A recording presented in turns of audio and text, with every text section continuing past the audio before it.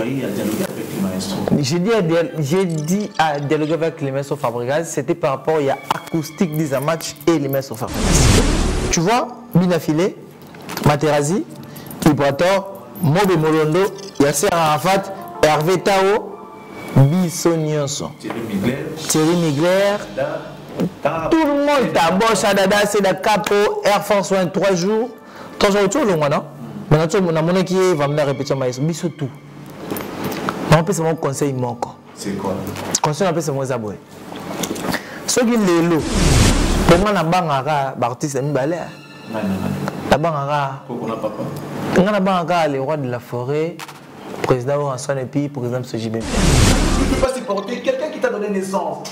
C'est quoi le problème? Ce qu'on a mis les rois de la forêt, c'est parti des rois de il y a les rois de la forêt qui a fait que papa n'a pas salini à Botama. Ça dit n'a solo au monde vie. Et Charles, pardon.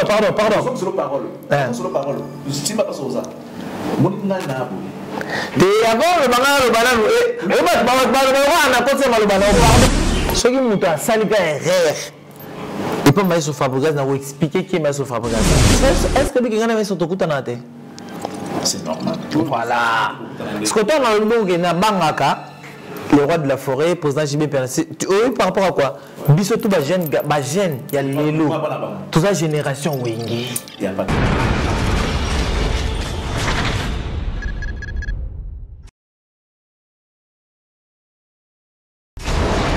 Hela, ma, on a écolo samona voilà, roga missile, naningina loba.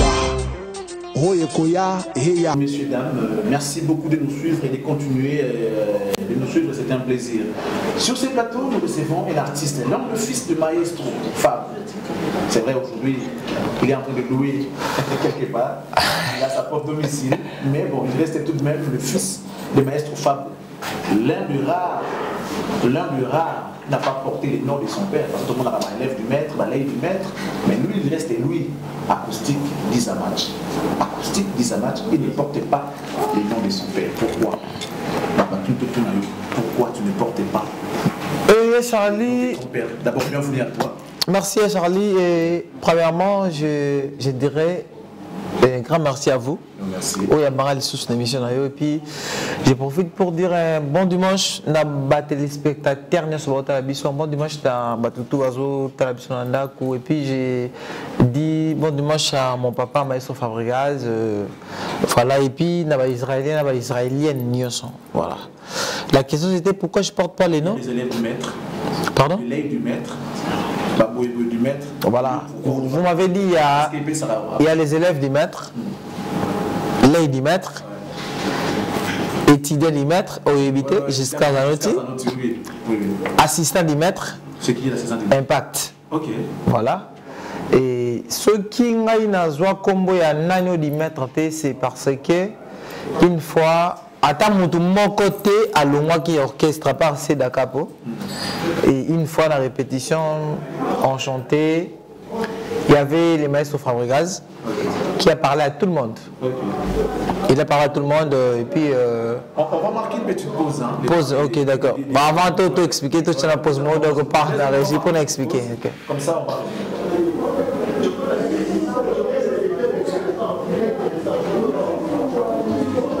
Pardon, Charlie Koumate, pardon.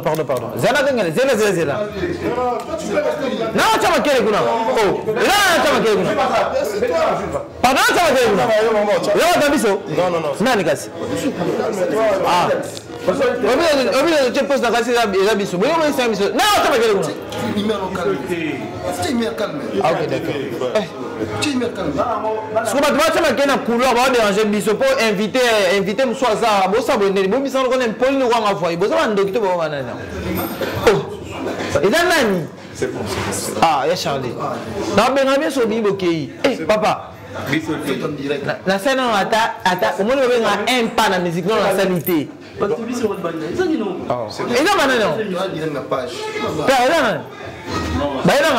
Papa, ça va. Allez, regardez ce qui Nani?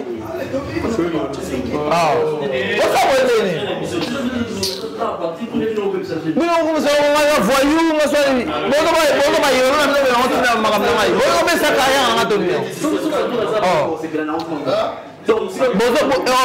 objectif de sa carrière n'a pas tenu. Sous ça, Adonis, Nabobina, Namona Bangwa. Oh, combien de temps? Oh, vous avez na lapien non tango sur la binote oh muta ba ka CMG ka salaire yo ba vanda na za président ce qui tient na petina qui na mona qui était na c'est déjà bon comme ça on va voir Tony non oh ah fita ba musu tamura ba on se calme Blaise tous on a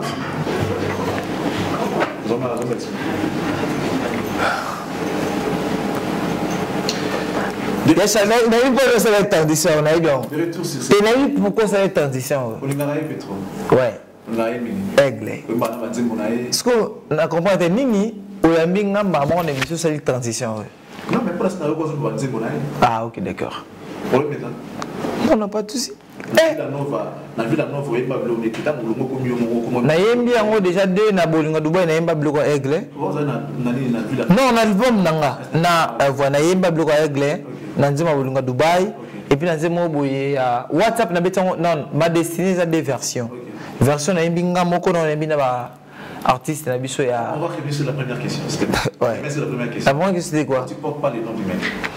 Le nom du maître est comment famille la narrate? Bon, comment famille la ok, dans le dimanche, parce qu'une fois dans la répétition, mon tournoi soit présent dans la répétition. Moi je ne savais pas. Il avait les maîtres Fabregas. Aïe, non, il est comme on a chef d'orchestre dans Longwe. On a assumé responsabilité comme 3 jours. Air Force One. Assumé le pécabo. Habillé comme on a eu acoustique dans match. Mais, Aïsiko est fan. Il a 12e dan. Il est à sa 10e dan. Il lui manque 2 dan pour faire le maître. Si les gens arrivent à rentrer pour comment sur le babon. Autant on a le mois qui n'a pas entendu dans le baginaza, n'anyo di maître. Ça dit que na mona qui grandeur maestro ko bananga qui n'a pas 10e mon tout. 10e on peut le bilan, on peut le bilan à 10 match. Oui, pas le bilan troté. Voilà. Oui, pas le bilan troté.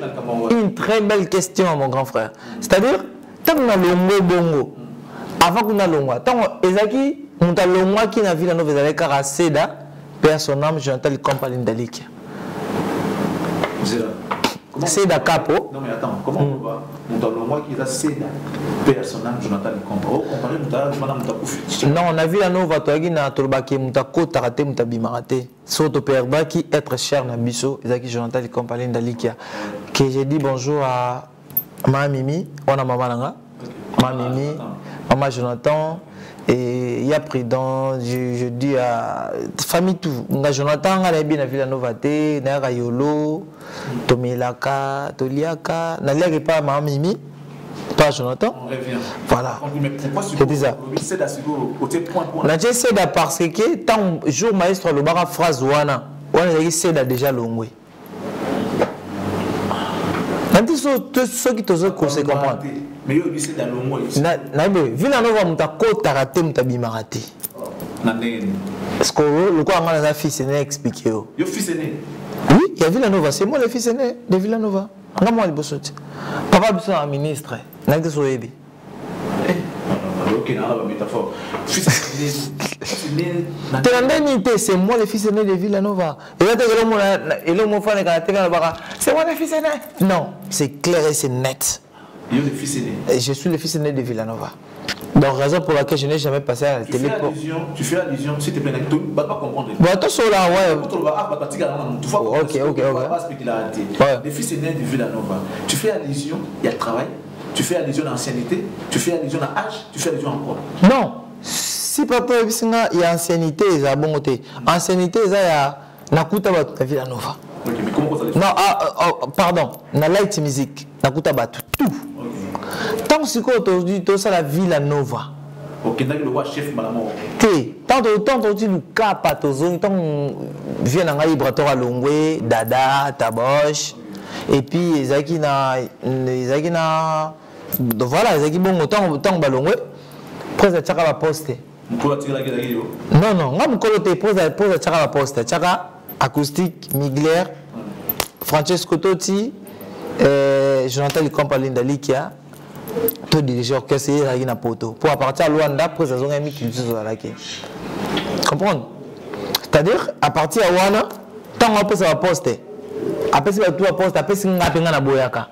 Je me rappelle, la FCNA, soit il faut comme chef d'orchestre adjoint ou soit chef de répétition adjoint. Parce qu'on a boyaka. D'abord, pourquoi? Parce que tout à coup, père de Jonathan Likompa. Et nous avons une responsabilité. D'où vient le fils aîné?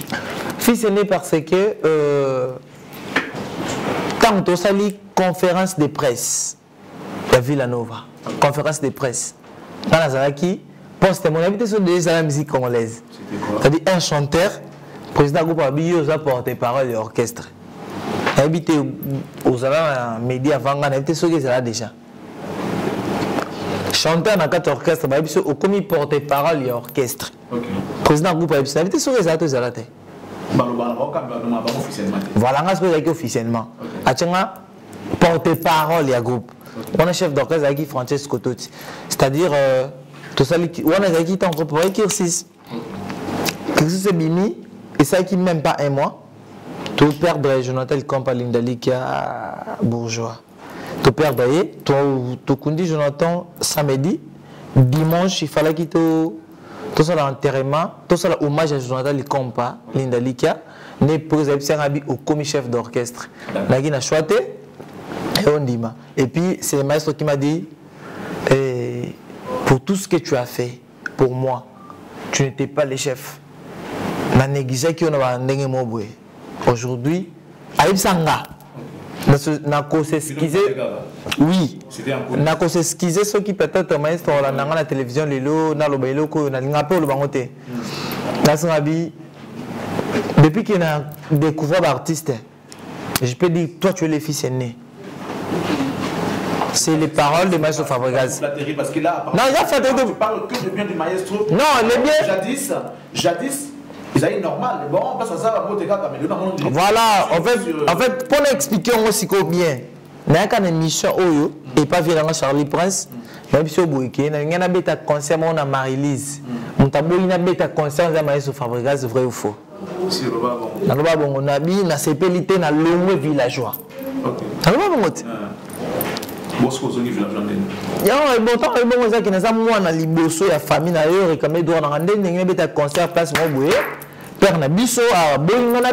vos relations aujourd'hui avec Maestro, c'est comme température d'amour et relation. Non, température ezalaki ke ezaki Maestro ya problème na ngate ngande mtu eza mwana ti ngande nazaki na kanate mais na wana ko supporter papa te mais contentement de ngane beta concert na papa boyi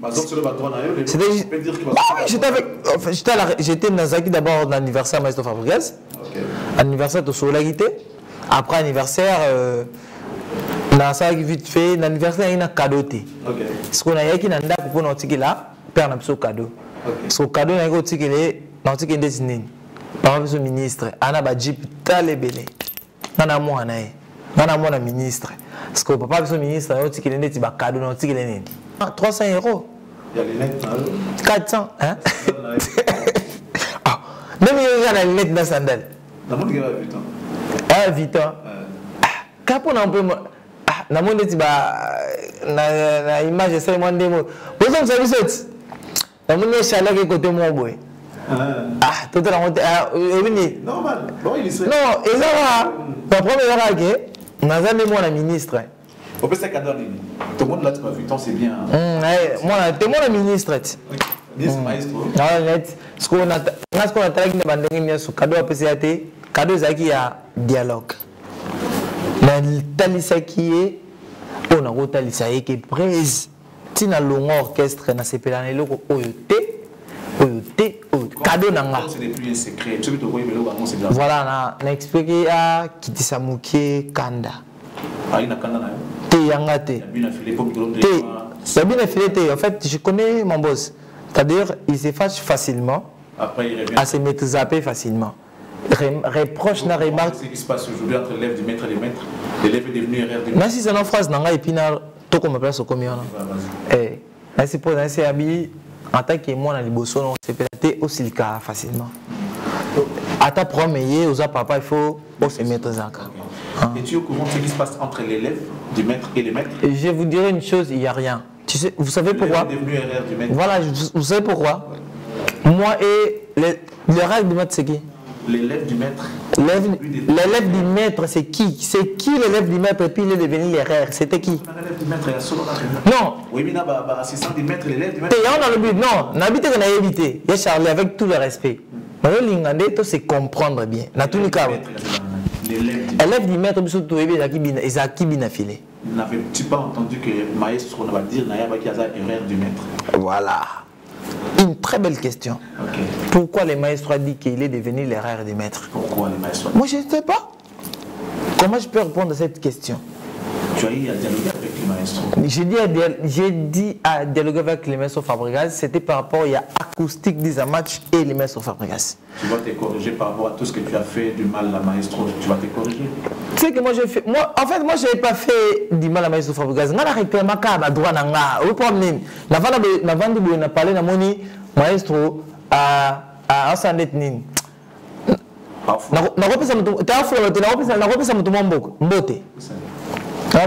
Patrick Seff, les banquiers. Fanatique à Charlie Prince. C'est pour dire que tu ne parles pas de ça. Non, fanatique à Charlie Prince. Merci à Patrick. Patrick Seff, les banquiers, à Arnaud Marché, à Sangabi. On est Charlie Prince, à Israël. Alobi, n'a pas la Kanda Lobaka. Merci beaucoup. Patrick Seff, les banquiers. Merci, gentil. Voilà. Donc, Ngaï et Zach et Maestro. Tu vois, on a parlé jour où on a Maestro en ça. Non, exactement. Non, na sola qui n'a yé. Qu'est-ce qu'il faisait? Non, on a vu que Zaki bon, on a vu que Ngaï na silika na sepela na ngate par rapport à concert na Rataki. Mais par rapport à Frère Nabiso, tu vois, Binafile, Materazzi, Ibrator, Mobe Molondo, Yasser Arafat, Hervé Tao, Bisso Nyonso, Thierry Migler. Tout le monde t'a bon, Chadada, c'est la capo, Air Force One 3 jours. 3 jours autour, le mois, non? Maintenant, on a mon qui va me répéter, mais biso tout. On peut se mon conseil manquant. C'est quoi? Conseil, on peut se mon zaboué. Ceux qui les rois de la forêt, qu'on a vu sur le rançon. Hein? Pour moi, la bangara, l'artiste a mis balai. La bangara. Pourquoi on n'a pas peur? La bangara, les rois de la forêt, président rançon et puis, par exemple, ce Jibin Piana. Kobanga, la banque a un balai. Ok, d'accord. On a de la phrase. Mais respect. La banque a les rois de la forêt. C'est une sorte d'ingratitude que je ne peux pas supporter. Quelqu'un qui t'a donné naissance. Ce qu'on prend, ce qu'on a mis les rois de la forêt, c'est parti des rois il y a les rois de la forêt. Qui a fait que papa n'a pas salini à Botama. Ça dit là solo mon avis. Pardon. Solo parole. Solo parole. Si ma pas ça. Mon na na boy. Et avant le banano pardon. Mais respect, mais respect. Les Charlie me respect. Mon na boy. Ce qui monte à Salika est rare. Et pas Maestro Fabregas, n'a pas expliqué qui est Maestro Fabregas. Normalement, tu as tout dit. Je vais expliquer maman le rôle là. Est-ce que quelqu'un a mis sur ton coup de tête? C'est normal. Voilà. Ce que tu as dans le na Bangaka, le roi de la forêt, président JB Percy. Par rapport à quoi? Bissotou jeune, il y a les lots. Toute la génération Wengi. Il n'y a pas de problème. Voilà, ok, merci. Maman, on va aller Charlie, s'il vous plaît. Mais alors, on va revenir sur vous parce que nous courons de dire les temps. 2 minutes pour parler de vous. Non, il Charlie Ozuna Boé. Ah, Nzambe. Parler de vous. Ah! À mon Sandemia. Attends-moi 10 minutes, kaka. 5 minutes pour parler de vous. Non, 10 minutes. En 5 minutes, on peut finir. On peut... Ah, Charlie. Alors, bon, ok, si c'était. Bon, c'est normal. Si on parlait de vous aujourd'hui, acoustique 10 match. Et nous avons annoncé que fanatique tout le acoustique 10 match. Rendez-vous, c'est pour ce 27 juillet. Ok. Dans une émission, tu vas dire que WhatsApp. WhatsApp, Dubaï, en total. Et tout le acoustique 10 match, rendez-vous le 27 juillet. Le 27 juillet, ils ont sorti l'album Nabiso Israël. Enfin Israël. Le 27 juillet. Le 27 juillet, le 27 juillet, au moins quand on est israélien. Parce que ce 27 juillet, tu as un système moto, ça il y a tapage. Tout ça. Hein? Le 27 juillet. On est regardé Jérès. Les gens ne savent pas comment on est Jérès. Voilà, tout le monde. Tout ça, moi par exemple, il y a une émission qu'on a dans Saint-Denis. Parce que tout ça, on le 27. Par respect, dans Rosa non, aux émissions, on a tchéboy. Le 27, il y a tapage à Barumba. Tapage à Barumba avec tout le respect. Et ça, pas si peu montagne baroleganga. Succès Rosa no leganga. On a succès à Mamanzambe. Pour jour ça succès à grave. Succès de ouf. Ça dépend aussi. On peut te demander d'interpréter une chanson. Voilà. Non, section Robana. Dans tout cela est bien, on cela est bien, on t'a bien, on t'a Lucanan. La jeune garçon, Migan Colo. Regarde-moi. Regarde-moi, faire rigoler. Mais il est bien, on était. C'est pas c'est ça. Ah, en plus, c'est un mot qui est. Je suis désolé. Boss live, mais il est à BBB. Victor Boussou, il a bien affilé. Et là, moi, il a le temps passé, les rêves. On a une chanson préférée dans rien. Le temps passé. Quand tu bonnes, il fallait maintenant bien affilé. Ah, ok. Fabrice. Fabrice, ouais. Nani, nana ça n'est pas Fabrice Zombi. Kanyaka. Dans le côté moi, ah, c'est là. Qui c'est Nassima? Ah, allez, ça dépend aussi, voilà, on va chuter avec. Non, c'est les premiers, il y a eu donc voilà. Merci, Charlie Prince, et pour l'information,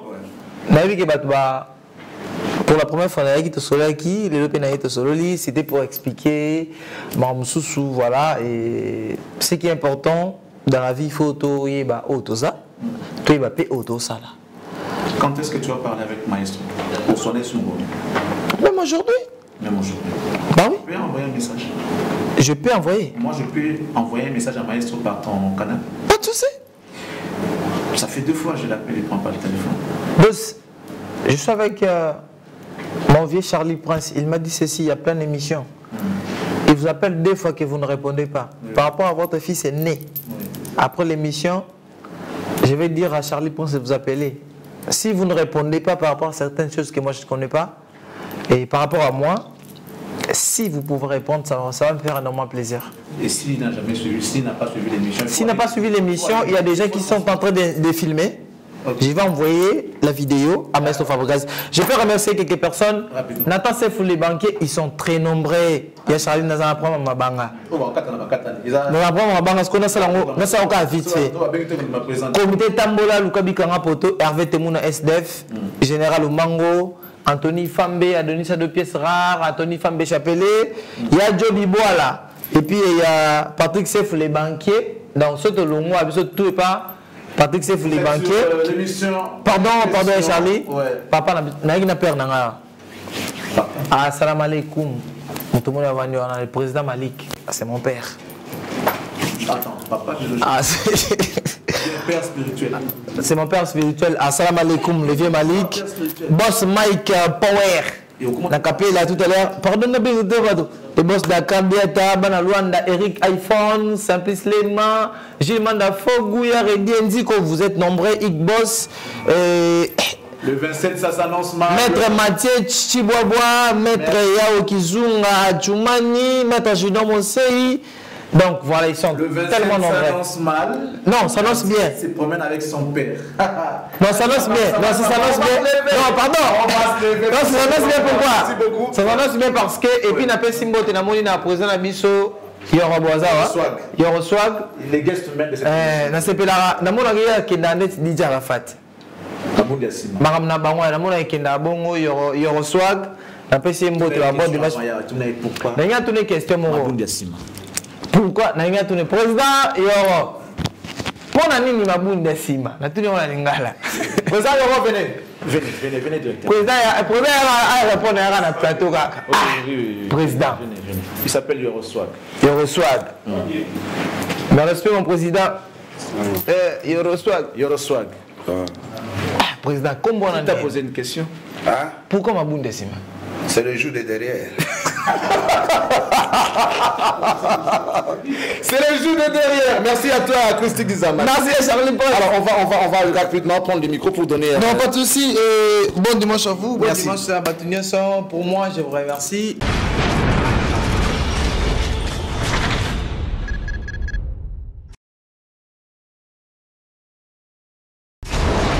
Hela, ma, ona ekolo samo na bwala, roga roga misil, na ningi na loba, oye koya, heya.